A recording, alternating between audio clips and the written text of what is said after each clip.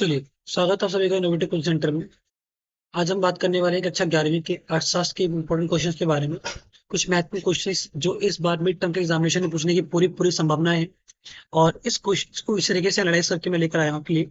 पिछले लास्ट से क्वेश्चंस में जो लगातार पूछे गए हुए हैं और कैसे क्वेश्चंस रिपीट हो रहे हैं और किस एंगल से पूछ जा रहे हैं, उन सभी एंगलों के बारे में चर्चा करने वाले हैं। ठीक है। मैंने आपको यहाँ पर चैप्टर वाइज दे रखा है मैक्रो का, लेकिन स्टैटिक्स मैंने एक बार सारी सॉरी एक बार मैंने सारे इकोनॉमिक्स के क्वेश्चन दे दिए मैंने स्टैटिक्स में आपके। ठीक है। तो आप उसको एक बार देख लेना। कुछ भी अगर आपको डाउट होता है तो मुझसे पूछ सकते हो। ठीक है। तो इसमें जो वाइडली पूछा जाएगा वो आपको माइक्रो से पूछा जाएगा। ऐसा नहीं स्टैटिक से क्वेश्चन नहीं आएंगे, स्टैटिक से भी आएंगे, लेकिन वहां से न्यूमेरिकल आने की पूरी पूरी चांसेस बनते हैं। एक वहां पाई चार्ट क्वेश्चन आएगा, मैं भी आपको कराऊंगा। ठीक है। जो थ्योरी वाले क्वेश्चन है मैंने यहाँ पर कवर कर दिए। ठीक है। तो चलिए पहले स्टार्ट करते हैं, फिर मैं आगे बताऊंगा आपको कैसे न्यूमेरिकल क्वेश्चन की प्रैक्टिस करनी है, क्या क्या चीजें करनी है। ओके। तो चलिए स्टार्ट करते हैं। तो इस सीरीज में पहला हमारा क्वेश्चन बनता है। तो पहला क्वेश्चन है, right the difference between micro and macro economics. तो यहाँ पर क्या है कि मैंने हिंदी में डाल रखा है, लेकिन मैं आपको इंग्लिश में भी मटेरियल प्रोवाइड करा दूंगा। इंग्लिश में इसका कॉपीज है मेरे पास, वो मैं अटैच कर दूंगा, आप देख लेना। ठीक है। तो अब बात करते हैं क्या पहला क्या है, व्यष्टि अर्थशास्त्र और समष्टि अर्थशास्त्र। देखो ये क्वेश्चन आप इसको आईएमपी मार्क कर लो, ये क्वेश्चन बहुत बार पूछा गया हुआ है कि माइक्रो इकोनॉमिक्स क्या होती है और मैक्रो इकोनॉमिक्स क्या होती है, इनके बीच में डिफरेंस पूछा गया। Right the difference between micro and macro economics. ठीक है। व्यष्टि अर्थशास्त्र और समष्टि अर्थशास्त्र के बीच में अंतर स्पष्ट कीजिए। तो मैंने बताया था कि व्यष्टि क्या होती है जब हम केवल एक व्यक्ति के बारे में बात करते हैं, और समष्टि जब हम संपूर्ण स्तर की बात करते हैं। यानी इसके अंतर्गत आर्थिक क्रियाओं का अध्ययन व्यक्तिगत स्तर पर किया जाता है, और इसके अंतर्गत आर्थिक क्रियाओं का अध्ययन संपूर्ण स्तर पर किया जाता है। तो ये क्वेश्चन है, ये क्वेश्चन आपका 3 मार्क्स में आने के पूरे पूरे चांसेस बनते हैं। ठीक है। तो इसको भी इंपॉर्टेंट है, ये पहले चैप्टर से ही ध्यान रखना। चलिए आगे चलते हैं। अगला है आदर्शात्मक अर्थशास्त्र और वास्तविक अर्थशास्त्र के बीच में। एक होता है आपका नॉर्मेटिव, नॉर्मेटिव, और एक होता है आपका पॉजिटिव। ये आपने पढ़ाई होगा। ये भी मोस्ट इंपॉर्टेंट क्वेश्चन है। अगर ये नहीं आया तो इसकी जगह ये पूछा जाएगा। देखो अगर माइक्रो मैक्रो नहीं आया तो उसकी जगह पे नॉर्मेटिव और पॉजिटिव पूछा सकता है। वास्तव में आगे बात आदर्शात्मक अर्थशास्त्र और वास्तविक अर्थशास्त्र के बीच में अंतर स्पष्ट कीजिए। ये क्वेश्चन भी आपका 3 मार्क्स पाएगा। और तो ये वो दोनों क्वेश्चन बहुत इंपॉर्टेंट, इसको आप आईएमपी मार्क कर लेना। अगला क्या है, आर्थिक समस्या से आप क्या समझते हैं, इकोनॉमिक प्रॉब्लम्स क्या होती हैं। क्योंकि इसका अगला एक चैप्टर है central problem of an economy, कि किसी अर्थव्यवस्था की केंद्र समस्याएं क्या होती है। तो उसके बारे में क्वेश्चन, तो पहले बात आती है कि आर्थिक समस्या क्या होती है और क्यों उत्पन्न होती है। तो हो सकता है कि कोई थ्योरी से पूछ ले आपसे, या कोई पैराग्राफ देकर आपसे पूछ ले कि आर्थिक समस्या क्या होती है और क्यों उत्पन्न होती है। इसके बारे में कुछ क्वेश्चन वो पूछ सकता है। Got it. तो ये भी आप एक बार देख लेना। चलिए आगे बात करते हैं। अर्थव्यवस्था के विभिन्न प्रकार। देखो अर्थव्यवस्था के विभिन्न प्रकार क्या है, मैंने को बताया था। पहला क्या है, अगर हम बात कर लें कैपिटलिज्म, कैपिटलिज्म यानी इकोनॉमी, टाइप ऑफ इकोनॉमी बतानी है आपको। अगला है सोशलिज्म,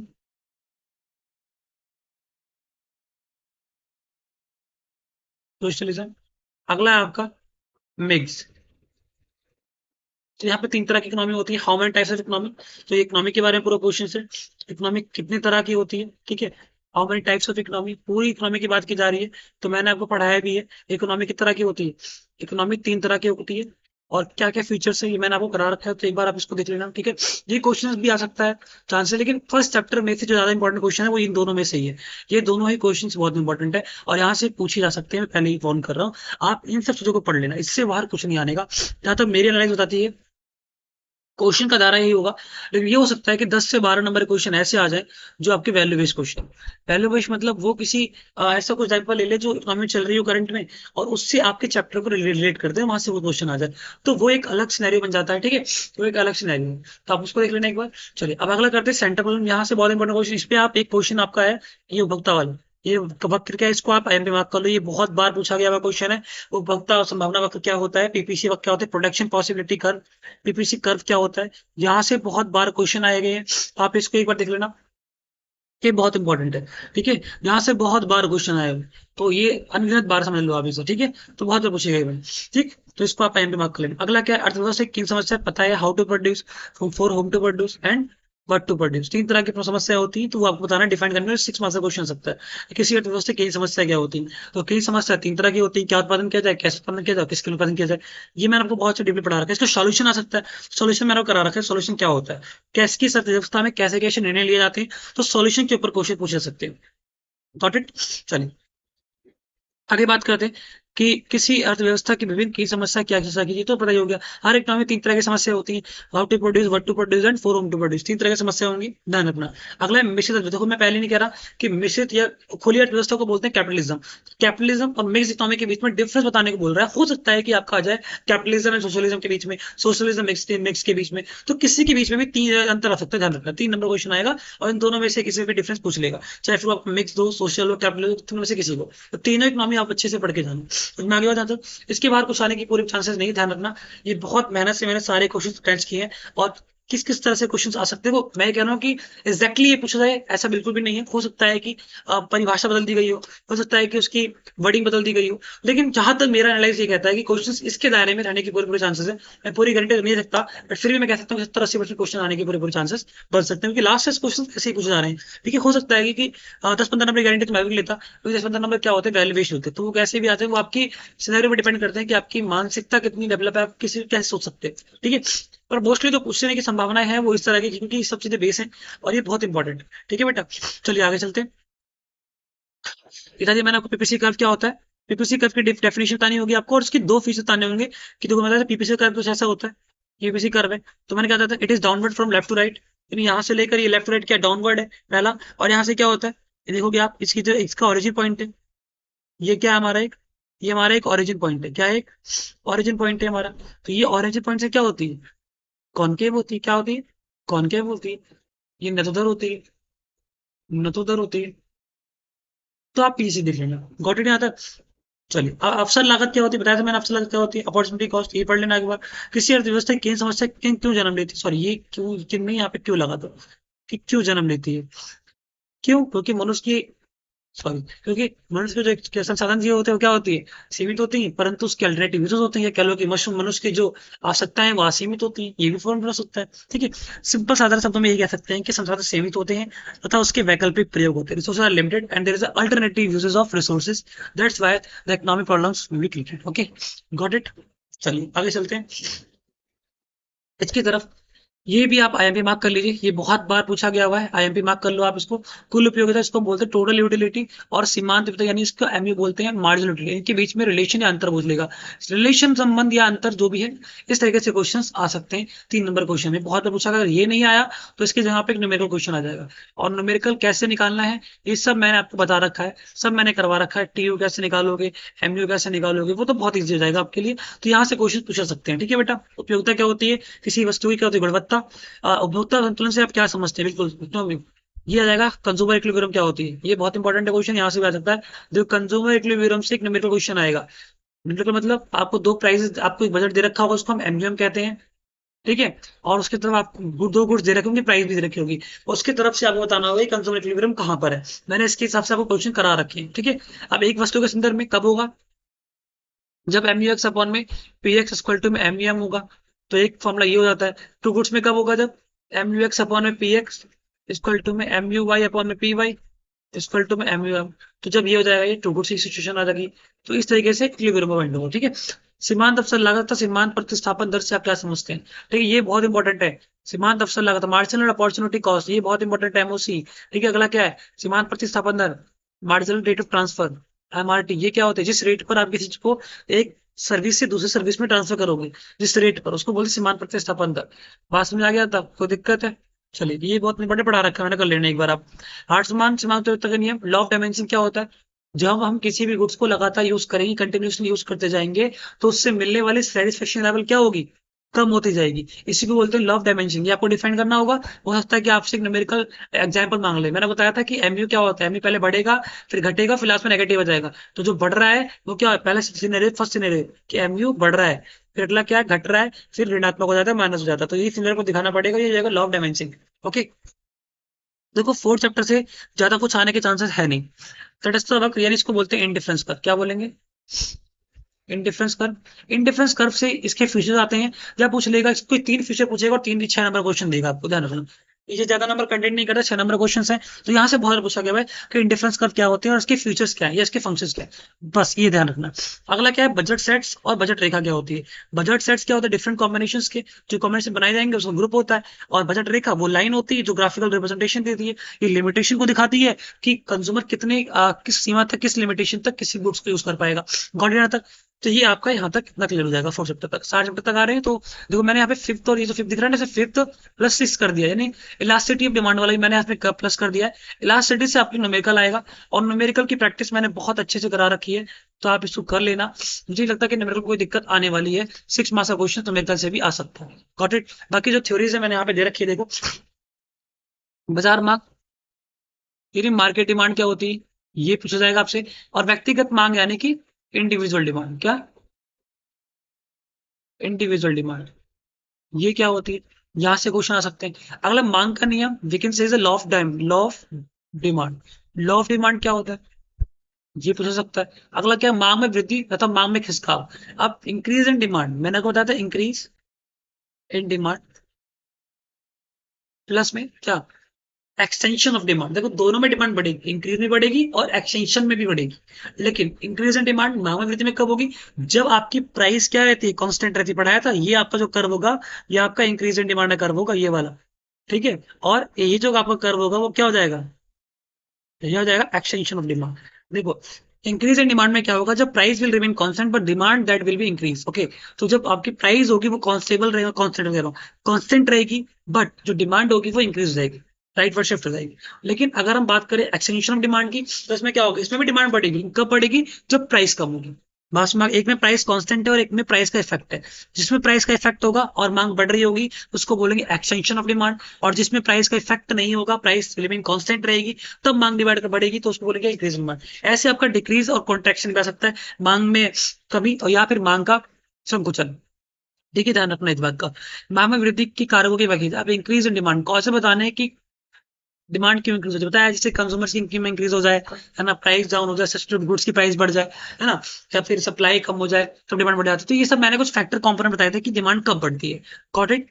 चलिए अब देखो इलास्टिसिटी ऑफ डिमांड और बेले, सॉरी, इलास्टिक और इलास्टिक, लोजदार और बेलोजदार, इलास्टिक इलास्टिक, इसमें क्या फर्क है पढ़ा रखा है मैंने आपको। तो एक बार पढ़ लेना आप, एडी की वैल्यू जब इज ग्रेटर देन 1 बताया था मैंने आपको, it is greater than 9 negative, तो इसे मैंने पढ़ा रखा है आपको, ठीक है। चलिए देख लेना एक बार आप। चलिए आगे चलते हैं। प्रोडक्शन, उत्पादन। अब उत्पादन में क्या है, देखो अल्पकालीन, इसको बोलेंगे शॉर्ट टर्म, अल्पकालीन मतलब short term, short term production और लॉन्ग टर्म प्रोडक्शन। बेटा ध्यान रखना, इसको आप आईएमपी मार्क कर लो, बहुत बार पूछा गया हुआ है। इसके बाद नीचे जो क्वेश्चन जो आपके दो आते हैं, पैमाने का प्रतिफल और कारक प्रतिफल, ये नियम बहुत इंपॉर्टेंट है। 3 नंबर का क्वेश्चन अगर पूछा गया हुआ है कि related to scale, related to scale क्या होता है, और रिलेटेड टू फैक्टर क्या होता है, ठीक है। ये क्वेश्चन आ सकते हैं कि पैमाने के प्रतिफल तथा कारक के प्रतिफल का नियम बताइए। ये बहुत इंपॉर्टेंट है, पहले बता रहा हूँ। जहां एक तरफ हम प्रोडक्शन इंक्रीज करने की बात कर रहे होते हैं, तो एक तरफ कारक इंक्रीज करने की बात कर रहे होते हैं। हालांकि मैंने आपको बहुत अच्छे तरीके से पढ़ा रखा है, तो एक बार आप इसको पढ़ लेना। अगर फिर भी कुछ डाउट हो, अगर आप लोगों को भी डाउट होता है, तो आप मुझे कमेंट में बता सकते हो। अभी टाइम है तो मैं कल मॉर्निंग में भी या फिर कल इवनिंग तक मैं आपको उसके बारे में बता दूंगा टॉपिक, ठीक है, जो भी डाउट होता है। ओके बेटा। चलिए अगला क्या है, कुल उत्पादन तथा सीमांत उत्पादन के बीच में, देखो टीपी और एपी, सॉरी एमपी, ये इनके बीच में रिलेशन, या फिर एमपी और एपी के बीच में रिलेशन पूछा सकता है, या फिर यहाँ पे न्यूमेरिकल आएगा, ये बात ध्यान रखना, ठीक है। अब लॉ ऑफ वेरिएबल प्रोपोर्शन क्या होता है, लॉ ऑफ, ये पढ़ा रखा है, वेरिएबल प्रोपोर्शन। जैसे जैसे हम लेबर इंक्रीज करेंगे, तो उससे मिलने वाला प्रोडक्शन क्या होगा, मेरा कम होता जाएगा। यानी we can say law of dimension marginal of production, ये में बड़ा रखा है, ठीक है। यहाँ पे भी लॉ ऑफ डायमेंशन यूज होगा। अगर मान लो आपके पास एक फील्ड है, तो वहां पर अगर 10 पहले एक लोग काम कर रहा था, ज्यादा प्रोडक्शन करेगा, 2 लोग कर रहे होंगे तभी बढ़ेगा। लेकिन जैसे जैसे मात्रा बढ़ जाएगी, तो प्रोडक्शन लेवल भी क्या हो जाएगा, कम हो जाएगा। ऐसे मान लो 4 रोटी थी ये आपके पास शुरुआत में, और खाने वाला एक था, तो भरपेट खा रहा था, 2 हुआ थोड़ा कम हो गया, 3 हुआ थोड़ा और कम हो गया, 4 हो थोड़ा और कम हो जाएगा, 5 हो जाएगा थोड़ा और कम मिलेगा आपको रोटी, 6 हो जाएंगे थोड़ा और कम रोटी मिलेगा। उस तरीके से प्रोडक्शन में भी है, पास में आगे बात। तो जितने ज्यादा लीवर बढ़ते जाएंगे, तो वहां का जो प्रोडक्शन होता जाएगा वो लगातार कम होता जाएगा। पास में आ गया तक, कोई डाउट है। चलिए अगला क्या, सीमांत उपयोगिता और औसत उपयोगिता, बता दिया मैंने आपको, इसके बीच में अंतर करना है। तो आपके पास यही जो क्वेश्चन है, सॉरी, माइक्रो इकोनॉमिक्स से पूछा सकते हैं। Got it? इसके अलावा कुछ और पूछने के चांसेस नहीं है। कुछ भी अगर आपको डाउट है तो यू कैन आस्क। ओके, चलिए, तो अब बात करते हैं स्टैटिस के क्वेश्चंस की। तो देखो, मैंने ना स्टैटिस के लिए पूरा ये क्वेश्चन ले लिया, बाकी आपके इसमें न्यूमेरिकल में क्वेश्चन आ सकते हैं, पाई चार्ट वाली सारी चीजें होंगी। सिर्फ पाई चार्ट होगा। पाई चार्ट आप देख लेना एक बार। टैबुलर प्रेजेंटेशन देख लेना, टैबुलर प्रेजेंटेशन क्या होती है वो आप एक बार देख लेना। ठीक है, तो ये सब चीजें आपको देख लेनी होती है। ठीक है, आगे। और वैसे आपकी टैबुलर प्रेजेंटेशन हो गई, हो गया। आपका हिस्टोग्राम आ जाएगा। हिस्टोग्राम क्या होता है तो वो आप एक बार देख लो, उसको आयतचित्र कहते हैं हिंदी में, आयतचित्र कहते हैं। तब एक बार ये देख लो, यहाँ से क्वेश्चन आने के पूरे पूरे चांसेस होते हैं। अब पाई चार्ट को ऐसे कन्वर्ट किया जाएगा, बता रखा था मैंने आपको। जो भी आपको दे रखा सिनेरियो, पहले आप किस में करोगे, आप उसको पहले परसेंटेज में कन्वर्ट करोगे। परसेंटेज में कन्वर्ट करने के बाद आप उसको डिग्री में कन्वर्ट करोगे। जिसमें बता रखा है, मान लो 20% है, 20 में 100 इंटू में करोगे 360 डिग्री, फिर जो आएगा उसको आप चार्ट बना के लिख दोगे। ठीक है, इस तरीके से एक बार को प्रेजेंटेशन देनी पड़ेगी। तो और एक बार मैंने इसमें ये क्वेश्चन ही दिया कि प्राइमरी डाटा क्या होती है, प्राइमरी डाटा और सेकंडरी डाटा, ये भी आप लिख लेना। इसके बीच का डिफरेंस मैंने आपको लिखवा भी रखा है, तो आप एक बार इसको पढ़ लेना कि प्राथमिक आंकड़े तथा द्वितीयक आंकड़े के बीच में अंतर स्पष्ट कीजिए। प्राथमिक आंकड़े तथा द्वितीयक आंकड़े, द्वितीयक आंकड़े, इनके बीच में अंतर स्पष्ट कीजिए। तो ये क्वेश्चन आने के पूरे पूरे चांसेस बन सकते हैं। पास में आगे बात, उस आगे से क्या कर देखो, यहाँ पर आपको दो चीजें हैं। एक तो आपके कार्य और सीमाएं, किसके फंक्शंस क्या है, किसके स्टैटिस के क्या क्या फंक्शंस होते हैं, सांख्यिक कार्य क्या होते हैं, और इसकी सीमाएं क्या है, इसकी लिमिटेशन क्या है। ये क्वेश्चन आप इसको आईएमपी मार्क कर लो, यहाँ से बहुत बार क्वेश्चन पूछे गए हुए हैं।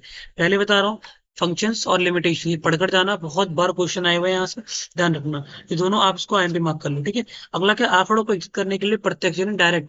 डायरेक्ट में क्या होगा और इनडायरेक्ट में। डायरेक्ट में हम जब स्वयं जाकर डाटा कलेक्ट करेंगे, और इनडायरेक्ट में हम किसी दूसरे के थ्रू डाटा कलेक्ट करेंगे। पास में आगे बात, तो डायरेक्शन में क्या होगा, डायरेक्ट क्या होता है, क्लियर? तो सिंपल सी बात, इसकी मेरिट और इसके डिमेरिट के बीच में डिफरेंस आएगा। ओरिजिनलिटी होती है, मौलिकता, यानी किसमें किसको विश्वास करोगे आप, तो विश्वास डायरेक्ट भी होगा। क्यों? क्योंकि जाहिर सी बात है कि हम डायरेक्ट जाके कलेक्ट करके आए हैं, तो हमें पता है क्या इन्फॉर्मेशन है वहां पर, क्या सच्चाई है, समझ में आगे बात। अगला, लेकिन ये कॉस्टली बहुत होती है, लेकिन इनडायरेक्टली कॉस्टली नहीं होती। तो ये कुछ ऐसे डिफरेंस मैं आपको करवा चुका हूँ, ठीक है, तब इसको एक बार पढ़ लेना। ठीक है, अब इसमें बहुत सारे पार्ट्स है, तो इनमें से कोई ना कोई एक क्वेश्चन आ सकता है। ठीक है बेटा, चलिए। जनगणना यानी सेंसस क्या होता है, सेंसस। और एक वो प्रतिदर्श को बोलते हैं सैंपल मेथड। सेंसस में क्या होगा, ऑल ओवर जाके घर घर लोगे सैंपल, कुछ ग्रुप में से 4-5 लोगों से पूछ लोगे, उसी बिहार में निष्कर्ष निकाल दोगे। तो इनके बीच में डिफरेंसेस बिल्कुल डायरेक्ट इंटर की तरह ही है, बस नाम बदल देना हो। ठीक है, आंकड़ों के वर्गीकरण के आधार पर चर्चा कीजिए। अब आंकड़ों क्लासिफिकेशन हमें बेसिस बताने हैं कि हम किस आधार पर, किस बेस पर गुड्स का या आंकड़ों का क्लासिफिकेशन कर सकते हैं। भाष में आगे बात, वर्गीकरण किस आधार पे करेंगे, तो वर्गीकरण बहुत से आधार पर हो सकता है, कंपैरेटिव, लार्जेटिव, इन सब चीजों के बारे में, भौगोलिक क्षेत्र के आधार पर, ठीक है, ऑरिजिनलिटी के भी यहाँ पर। तो ये सारे फैक्ट मैंने आपको ऑलरेडी डिस्कस करवा रखे हैं। ठीक है, बारंबारता, फ्रीक्वेंसी, टैबुलर क्या होती है ये आपको समझा देना।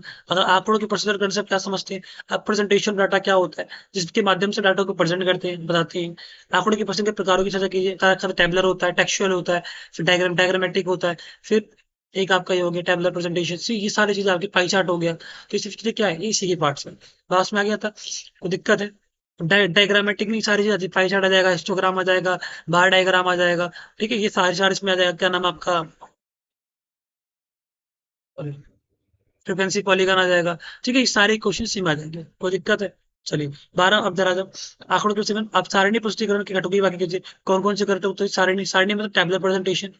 टैबुलर में क्या, टाइटल आएगा, सब टाइटल आएगा, रेफरेंसेस आएंगे, कॉलम्स आएगा, रो आएगा। ये सब आपके क्या है, घटक से। तो आपको इसके बारे में चर्चा करनी है। ये मैंने सब चीजें बता रखी है, इसलिए मैं इसको बहुत जल्दी लेके जा रहा हूँ, क्योंकि इसमें इतना इंपॉर्टेंट कुछ भी नहीं है, क्योंकि सारी चीजें मैंने पढ़ा रखी है, बहुत अच्छे पढ़ा रखी है। ठीक है, तो अब इसको पढ़ लेना। दंडालेख, ये आईएमपी मार्क कर लेना। दंडालेख तथा आयतचित्र के बीच में डिफरेंस क्या होता है, दंडालेख क्या होता है, इसको बोलते हैं बार डायग्राम। क्या होता है बार, देखोगे आप, ये इस तरीके से क्वेश्चन जो आपको एरर दिख जाए, उसको बोलेंगे हम बार डायग्राम।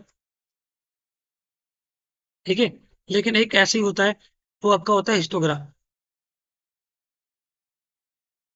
हिस्टोग्राम ऐसे, ठीक है। हाँ देखो, ये बार डायग्राम है, तो इनके बीच में इंटरवल जो होंगे वो सेम होंगे, सेम इंटरवल होगा, इनका एक ही डायमेंशन काम करता है। यानी कि जो बीच की वाइड होगी वो सेम होगी, बट लेंथ घटती बढ़ती रहती है। लेकिन यहाँ पर क्या, वाइड लेंथ दोनों घटती बढ़ती रहेगी। एक बात ध्यान रख लेना, इनके बीच में इंटरवल नहीं होता, इनके बीच में इंटरवल होता है। ये थोड़े छोटे में इंडिफरेंसेस है जो आपको पढ़ने हैं। लास्ट में आगे बात, तो ये दो डिफरेंस मैंने आपको यही बता दिए। तो अब इसको पढ़ लेना, 6 मार्क्स का क्वेश्चन है, 4 मार्क्स का क्वेश्चन पूछाने की संभावना है। इसमें आ जाओ, इसको बोलते हैं frequency frequency polygon. Frequency polygon क्या होता है, फ्रीक्वेंसी बार कर्व क्या होता है, ठीक है। तो मैंने दोनों आपको पढ़ा रखे हैं। तो अगर आपको कुछ भी दिक्कत होती है तो आप मुझसे प्लीज पूछ लेना।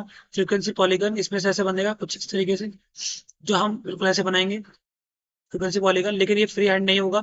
लेकिन जो फ्रीक्वेंसी कर्व होगा वो फ्री हैंड होता है ऐसे करके। वास्तव में ये सब मैंने आपको पढ़ा रखा है। तो ये आपके सारे इंपॉर्टेंट क्वेश्चन हो सकते हैं। न्यूमेरिकल ध्यान रखना, पाई चार्ट वाला पढ़ लेना, सीएफ वाला पढ़ लेना, कम्युनिकेटिव जो टेबलर में आता है प्रेजेंटेशन में, टेबलर प्रेजेंटेशन में आपको सीएफ निकालना होगा। तो ये आपके कुछ क्वेश्चन से इंपॉर्टेंट क्वेश्चंस जो पूछे जाने की पूरी पूरी संभावना है। फिर भी कुछ डाउट हो तो आप मुझे कमेंट करके बता सकते हो, ठीक है बेटा। तो इसकी प्रैक्टिस आप कर लेना, इसके दायरे से बाहर कुछ जाने की संभावना नहीं बनती, बट फिर भी आप एक बार इनको पढ़ लेना। और फिर भी अगर कुछ डाउट हो तो मुझसे आप पूछ सकते हो, ठीक है बेटा। चलिए मिलते हैं नेक्स्ट क्लास में, धन्यवाद।